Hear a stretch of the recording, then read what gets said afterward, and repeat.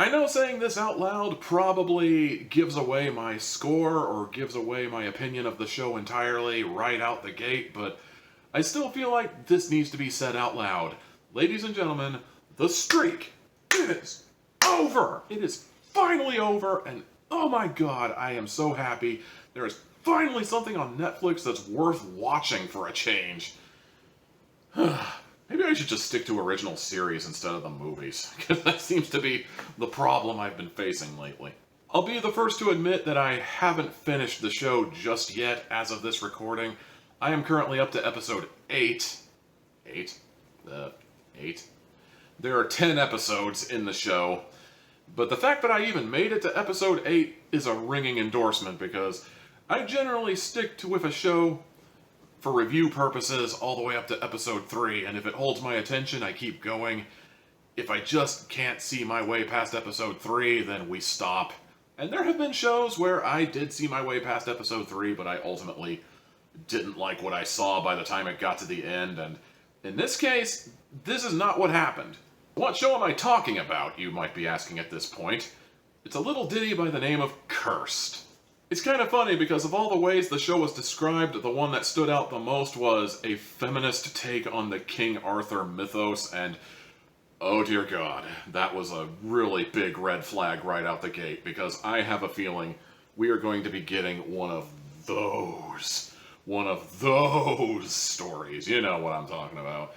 The one with a female protagonist who is a very strong and independent woman, and we are going to remind you constantly that she is a strong and independent woman, because how are you supposed to know she's a strong and independent woman unless we constantly remind you that she's a strong and independent woman? Because she is a strong and independent woman, whose strongness and independence makes her very strong and independent, therefore she is a strong and... You know what? You get the idea.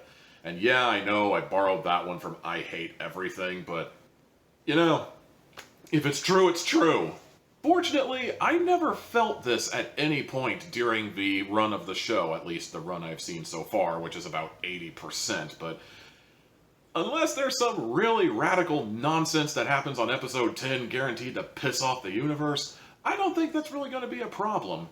Nimue is not one of those characters. She is actually what I expect when I hear the term female badass. She's the one who can cut down several people with a sword, you know, she does the thing where she sinks into water but then pops right back up and whaa and cuts down the guy with the sword, and she like walks on the water cutting down several dudes. It was a spectacle, man. That was probably the best fight of the show so far, but I don't know. Maybe something further down in episode 10 will prove me wrong, but I was genuinely happy to see that this was where they went. The only real problem I had with the show was it kind of gave me a vibe that I like to call Game of Thrones on CW, which means that thankfully nobody's boning their sister, but at the same time there's a pretty decent share of angsty moments that I don't want to say are unjustified or just make you want to say, oh, shut the fuck up and get over it, but there are definitely some moments of angst, and I kind of feel like that's where the padding was for the most part of the show, but in terms of padding, I've definitely seen way worse. Oh, and if the memes are anything to go by, Morgana is gay. Or at least the woman playing her is gay. Possibly both. In any case, if anybody ever asks you who your favorite character in Cursed is, that's the right answer. If you say anybody else, you're instantly a horrible human being and you lose all your woke points. I'm just saying this for your benefit, man. I already fucked up and said Merlin was my favorite character, but it's not too late for you, man. It's not too late! I get the Game of Thrones aspect from the fact that there's like 4 different factions and they're all just vying for, well, in this case, it's not the Iron Throne, but rather it's the Devil's Tooth, which it's basically Excalibur, don't even trip.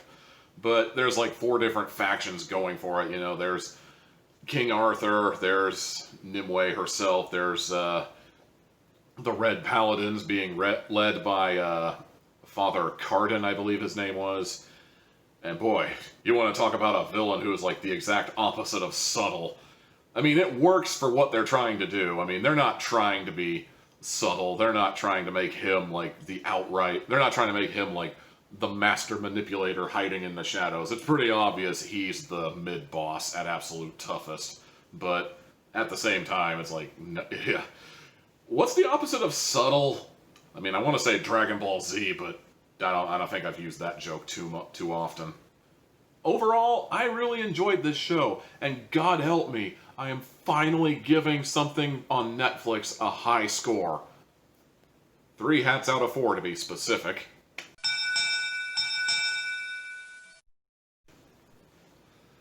And that's going to do it for this week's Hatflix and Chill, and man, I am looking forward to next week, because if this is the kind of good stuff that's coming out, maybe something else will come out that'll be just as good. Right? Right? In any case, I hope you liked what you saw here. I'd be sure to like, comment, subscribe, and ring the bell for more notifications and more Tommy Teal Hat flavored goodness. And I will see you next time.